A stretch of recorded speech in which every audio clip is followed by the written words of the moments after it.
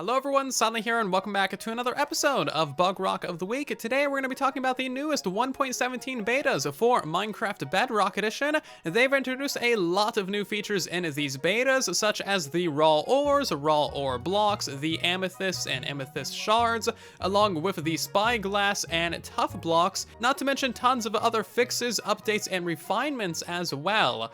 Overall, it seems like the development of 1.17 is going along very smoothly and very swiftly as well, so let's hop into it. In today's video, we're going to be discussing beta 1.17.050 and 052. The first big piece of news for these betas is that tons and tons of features are no longer locked behind experimental mode. This world right here that I've used for all the previous bug rocks for the betas is no longer in experimental either. As you can see, the toggle for caves and cliffs experimental mode is now turned off, even though we have all of these features in this world. So all of the following items and features are no longer locked to experimental. We got every single copper item, including lightning rods, the powdered snow and all features that go with it, every single lush cave block and item, the dripstone and dripstone blocks including their features, every single deep slate item, block, and ore. And of course, all of these miscellaneous items over here are also included, such as all of the amethyst blocks items and the spyglass, the tough blocks, calcite blocks, smooth basalt, tinted glass, and of course all of the raw ore blocks, such as the raw gold, copper, iron. And let's not forget that we also got the oxalotls, glow squids, and goats, including all of their spawn eggs and features. There's still a couple of small items that are locked behind experimental mode, such as the goat horn, but of course in the coming betas we're likely going to see all of that stuff be put into the main version.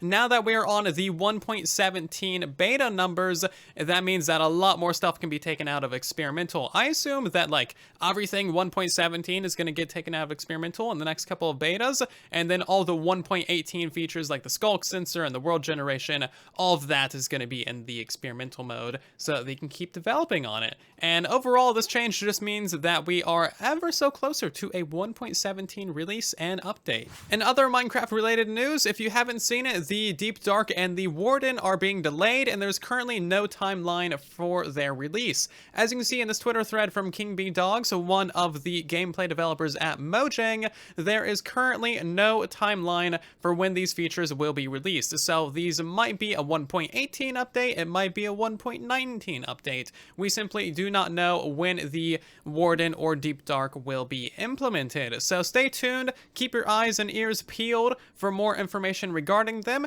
and we'll just have to wait and see what happens, really. And let's hop into some beta specific features, shall we? So the first beta that we're going to cover is the 0.52 beta. This is the one that of course takes all of the things out of experimental mode. As you can see, there's not really like a ton of actual features or bug fixes in this beta, but there is quite a few interesting things that we're going to talk about. The first thing, of course, is that they have fixed a bug that I showed in the previous episode. As of right now, flowering azalea and normal azalea do not grow on the moss blocks, but I just reported that as a bug in the last beta, so give them a little bit of time and this will be fixed as well. As you can see though, the oak works, the spruce works, the birch works, the jungle and acacia, and of course the 2x2 dark oak, the 2x2 spruce, and the 2x2 jungle also work as well. We also have a very big change in this beta as well. That's probably gonna upset, well, guaranteed gonna upset some people, but Mojang has started to fix zero-tick farms and things like that. So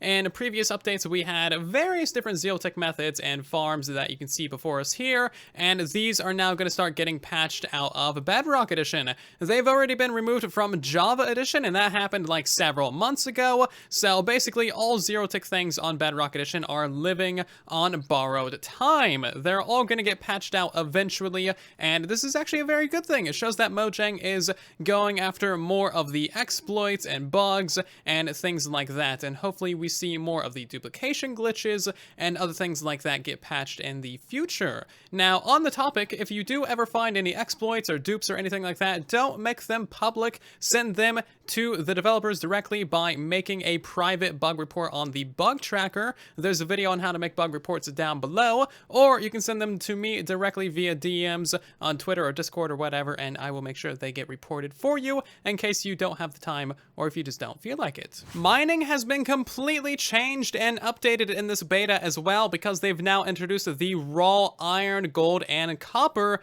to the game. So what this means is that when you are mining the different copper, gold, and iron ores throughout the world, if you don't mine them with Silk Touch, you're now going to get these raw variants of them. As you can see, we're just mining them with a standard generic pickaxe here with no enchantments, and we get a 1-for-1 drop of these different ores. So that means that we're going to get 1 ingot from each ore.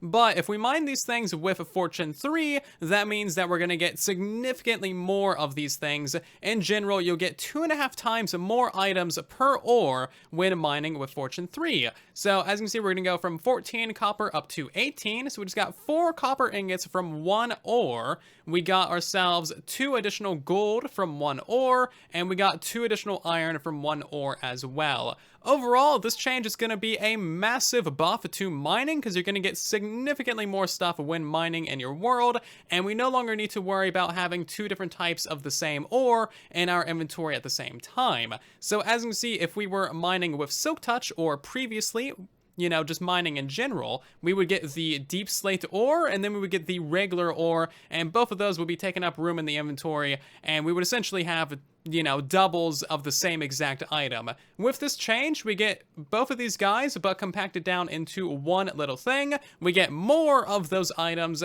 and this means that we get a lot more from smelting as well. So each one of these raw things can be smelted down into one individual ingot, and of course, if you want to, you can, of course, still smelt down the ores into the ingots as well. Now, as another way to keep the inventory nice and clean and tidy, you can also craft these raw ores into the actual block of raw ores as well. So as you can see, we can make a block of raw iron, we can make a block of raw gold, and of course a block of raw copper too. Now, these blocks look kind of tasty, if I do say so myself. So these blocks of raw ores are basically the exact same thing as the blocks of iron, gold, and copper. However, these ones cannot be used for beacon bases, and neither can the blocks of copper, but they can be uncrafted, and it's basically just a neat way of storing your items and keeping your inventory a little bit more compact and clean. We also got some more updates to the spawning rules of glow squids and axolotls. They can now spawn in any biome up to Y63, and be honest with yourself, did you notice that the coordinates in the upper right say Y127 up to this point in the video? Because I didn't. I've been playing in this world for like an hour now, and I just now realized that we have wrong coordinates. So this world actually has 64 layers of bedrock spawned underneath it. As you can see, it goes down the full length, and Y-64 is actually Y0 now. So there's a new beta bug for you.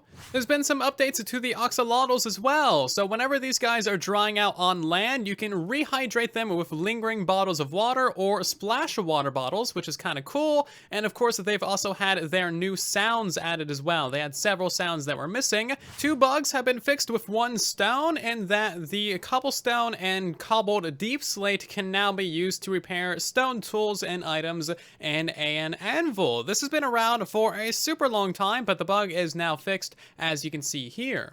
You can also now use the cobbled deep slate to make stone tools and stuff, so that is pretty neat, and also a very good addition to the game. So basically, this stuff is just like regular old cobblestone, and of course, you can also use this to make a furnace. Now, unfortunately, you can't use the cobbled deep slate to make any of the redstone components, like the droppers, dispensers, or observers, or pistons, or any of that stuff, so we still have to use regular cobblestone for all of those things. There's now a very easy and reliable way to get renewable powdered snow in Minecraft. So all you need to do is place down a cauldron in the snow, and then that will fill up really quickly with powdered snow. If you click on that with a bucket, of course, you will get the powdered snow out of it. And this is a really quick way of getting it, actually. I've only been here for a couple of minutes, and as you can see, most of these cauldrons are already completely full. And then we can go ahead and snag all of this stuff, and it's really just easy peasy.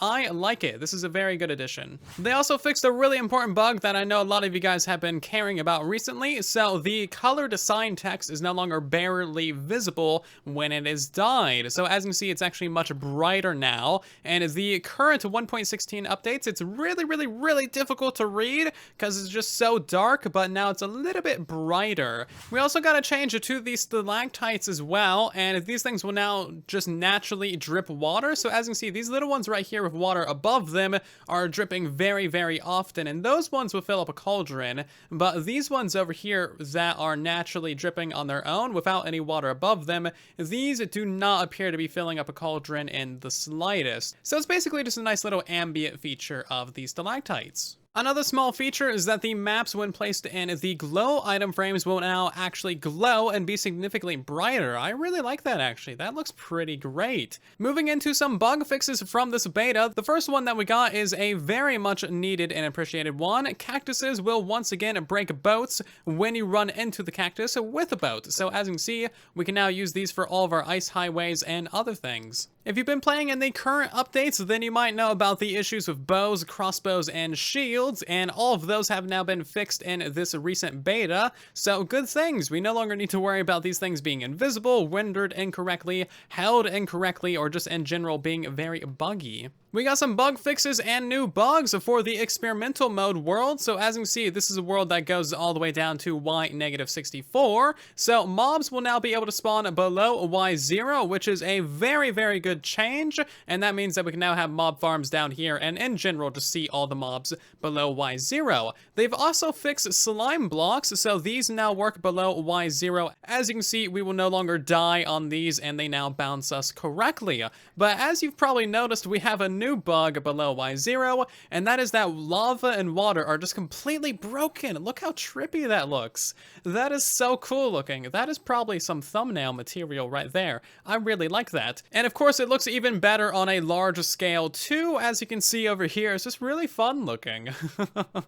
I don't know what's so cool about it, but you can see it just happens directly underneath Y0. So this bug with the layered water actually adds a super interesting effect for the lakes. If you're aware, there are actually underwater rivers. Yeah, they're underwater rivers. They're made out of like super salty water, and they're in the oceans of planet Earth. And this right here kind of looks like it actually. So if we go down through here, as you can see, it's multiple layers of that water, and it looks super interesting. It kind of reminds me of Subnautica even. I don't think we're ever going to see anything like that in Minecraft, but it's just a super cool little, you know, addition that this bug adds to the game. Very interesting bug. I think they proper broke the coordinates of some worlds, and that kind of proper broke the world generation of some worlds. This was a experimental mode from the last beta, and as you can see, it's got the cave generation and the geodes. That's actually what I'm about to talk about. As you can see, this was going down to Y-64, which means that this area right here is at Y-132, technically like around Y70-ish actually, and now proper world terrain generation has gone down to Y70-ish. Very fascinating. This is such a cool bug, and another reason why these randomly generating chunks are an issue. I wonder what happens if I put this world back into experimental mode. Oh, I was hoping it would generate the terrain back up at, you know, the 60-something correctness. Oh, man. Oh, but it does. Oh no, oh that's very bad looking. Oh, that's even better than I expected. It tries to blend it with the old terrain. Oh no. Oh no, that's some legacy console stuff right there. It just changed that by putting it into experimental. Those were hard edges before. Yeah, so here's the areas that were actually generated before. So I actually walked through this area and generated that terrain. So that stays unchanged, but all of this new area, it's actually got, you know, like transitions between it. It does kind of look interesting besides the floating water bits, but it's really cool. And another very interesting bug is that spruce leaves are kind of like permanently white, and you can kind of use this as like a biome map. It depends on what biome it's in. And as you can see, basically all of the spruce trees everywhere are completely white. It appears the actual biomes of this area have changed as well. As you can see, we got ice forming around the edges. Basically, this world is just completely ruined. Oh no, not the village. Half of it generated up there and the other half down here. Oh my. Hey now, I actually built this at the same level as the rest of the things, so it got moved downwards. Cause like, I was actually in this area before. So all of this should be at the same height as that stuff up there, but it all got moved down. Oh, that's so weird. So moving on to beta 1.17.050. This is the beta that actually adds all of the amethysts and the geodes. And as you can see, there is a lot of things to talk about with the amethysts and geodes.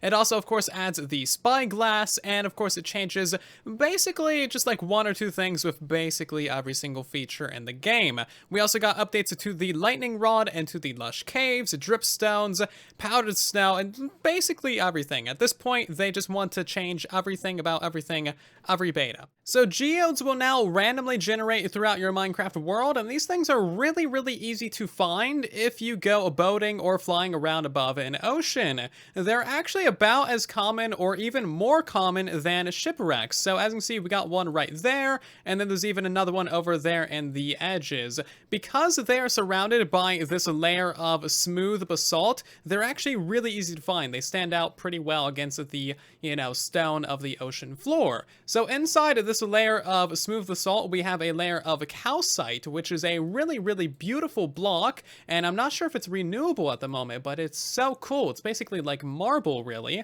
And then, of course, we get to the actual geode here on the inside, which is really, really beautiful looking. So we have the amethyst block, and then we have the budding amethyst.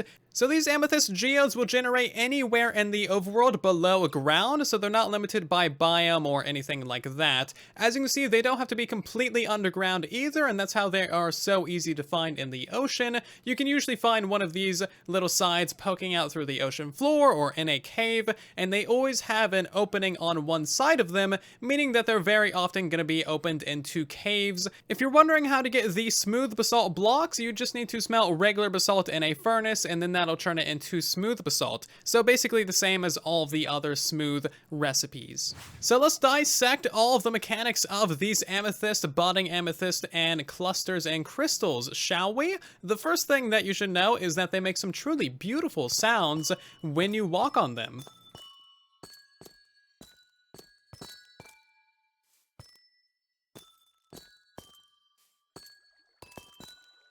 That is what, like, the inside of a super magical crystal cave should sound like, and I absolutely love everything about it. So there is 6 different types of amethyst block added to the game. There is the regular amethyst block, the budding amethyst block. This will actually grow the other 4. So then we have the amethyst cluster. This is basically a fully grown amethyst that you can harvest. We have one stage down from that, which is the large amethyst bud, the medium amethyst bud, and the small amethyst bud. You can break any and all of these with a pickaxe. However, it requires silk touch to actually pick these up and acquire them.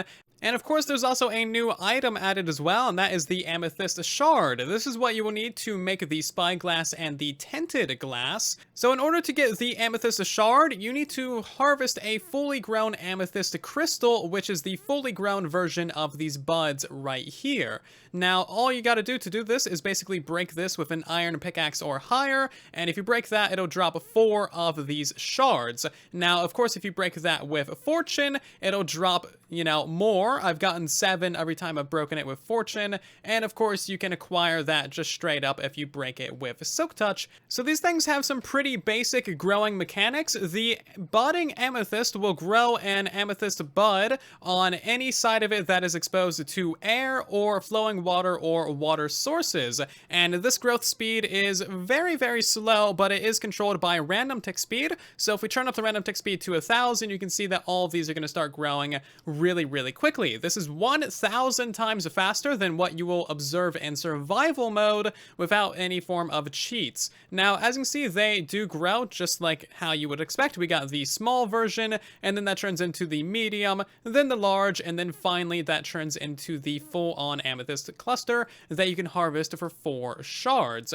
As you can see, currently, if it grows into a flowing water source, it just replaces it with air, but these things can be waterlogged and grow into water sources, as you can see here. You will have to farm the amethyst actually inside of the geodes because you cannot acquire the budding amethyst block. As you can see, if we try to break the budding amethyst block, even with silk touch, it just completely disappears and we don't get any form of block from it. However, the actual amethyst block itself you can acquire, and you don't even need silk touch for that. Now, if you try and push the budding amethyst block with a piston, currently it just straight up disappears, which isn't very helpful at all. And as you can see, it even disappears with a sticky piston. The regular amethyst block can be pushed and pulled, no issues at all. If you would like to automate the farming of amethyst clusters, you're going to be a little bit out of luck, so pistons can actually break these things, and it'll only drop 2 shards, as you can see here. Now, if you break these things with fortune, you can get like 7.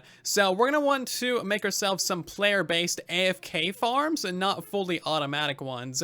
Although, you could make it fully automatic, it's just not really going to be that efficient. The amethysts come with 3 additional crafting recipes, so if you combine 2 copper ingots and 1 amethyst shard, that'll give you the spyglass. If you combine 4 amethyst shards into a block, that'll give you the amethyst block. And then if you put 1 glass block in the middle surrounded by 4 amethyst shards, that'll give you 2 of the tinted glass. So tinted glass is a brand new block in the game, and this will actually block all light that goes through it. There's only the main block version of it. There's no glass pane variant, unfortunately, and it actually looks really nice and clean. I really like everything about it. It's just super cool. It's got a great texture to it. So if we go to this hole in the ground over here, which is a perfect demonstration of it, you can see it's very dark down there, and if I just break that block, you can see now it's fully illuminated, and if we put that back, bam, it is full darkness in here. Now, you don't actually need any form of silk touch or tool to acquire this.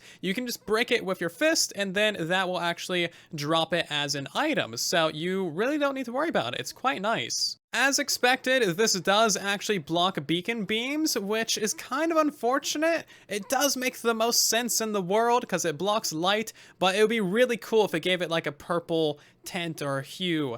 I just think that would be super cool. So the spyglass is basically a solution for implementing Optifine or FOV changers into Minecraft. As you can see, it comes with a new animation. You basically just hold it up to your eye and it's super cool. You can be a pirate now. And it also significantly impairs your movement speed. This is like my default movement speed while walking and crouching with this thing, and you can't run while you're looking through it either. So it really does slow you down quite a thing.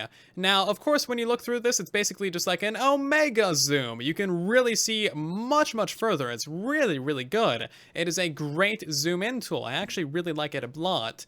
Now, you can't really cheat the system and change your FOV to a lower amount, which is what Optifine zooms and other zooms do. No matter what your FOV is, you're going to see the same distance using the spyglass. Now, as you can see, when we look through this, the sensitivity is a little bit lower than what you might normally expect. So it actually lowers your sensitivity. And there's a setting for this in your keyboard and mouse settings, or whichever input device you're using. It is called spyglass damping. Right now I have it at 100. It's not actually that slow at 100, but if we turn it off, you can see what it's like normally. It is way faster. I'm moving my mouse very slow, and it's still going quite fast. So you can customize how sensitive you want the spyglass to be. We have a couple of updates to the lightning rod. Now it acts less like a redstone block and more like a repeater when it is powered by lightning. So if we strike this real quick, you can see that it's going to hard power that block and power redstone and components on the other side of it,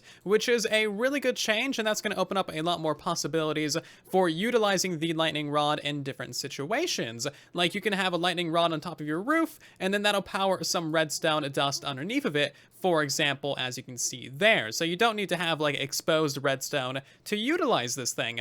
Now, previously it acted just like a redstone block, so it would soft power blocks next to it, which means that redstone dust on the other side of it would not get powered. It still acts like a redstone block, but instead of soft powering it, it hard powers it, meaning that this stuff over here will also get powered. And we also have a change to the copper blocks as well. When they're struck by lightning, it's going to deoxidize and go from the bluish hue back to the coppery colors, even if there is no lightning rod present. So if you strike like an armor stand or a mob next to your copper, as you can see, it's going to deoxidize it, and of course that still works with lightning rods too. This is actually a great example of the local water levels that I was talking about in the last episode. As you can see, this cave right here has got a lower water level than that one right there, and this one has a lower water level than this one over here, and this one has a lower water level than these ones up here. Legitimately, like 30 to 45 minutes later, I finally found myself a Lush cave. So these things are currently generating in the experimental betas, and they do look really, really cool. This one isn't that great because most of the floor is made out of water, and we got some trees underwater and stuff like that, but it's still a good demonstration of what they should look like in the 1.18 update. We are going to get a version of the Lush caves in the 1.17 update, of course. That way we can actually access all of these blocks in survival mode. Now, a little bit of a pro tip for you: if you are looking for these in the experimental betas, you'll probably want to be doing a bunch of X-raying in your world, and then also look for the particles that the spore blossoms put out. Even if the terrain around you isn't rendering when you're X-raying, you can still see all the particles from these guys. It's not really like a perfect solution, but without spectator mode or locate biome or anything like that, there's not much else you can do to find these. Just a little bit of commentary here. The caves look so retro for some reason. Like, I have fancy graphics turned on, but this just looks so 1990s. I mean, look at all this. It looks so weird. Like, this is the future of Minecraft right here. All of your stone and all of your water textures. It just looks so weird, but I love it so much. It's actually really cool looking. And that's gonna do it for today's episode of Bug Rock of the Week. I hope that you have enjoyed. There are a couple other things in these betas that I haven't covered yet, but they aren't too interesting, and we are simply running out of time for today's episode, so I will get to those in the next video. Otherwise, if you have enjoyed today's video, consider leaving a like. It helps out the video and the channel a ton. If you're new here, then definitely subscribe so that you don't miss future episodes. I'm going to be covering all of the future betas, other Minecraft news, and other bugs in general, and also you'll be helping us reach 400,000 subscribers, so that's pretty fun. Otherwise, thank you guys so much for watching. I'll see you down in the comment section and in the next one. And then there was silence.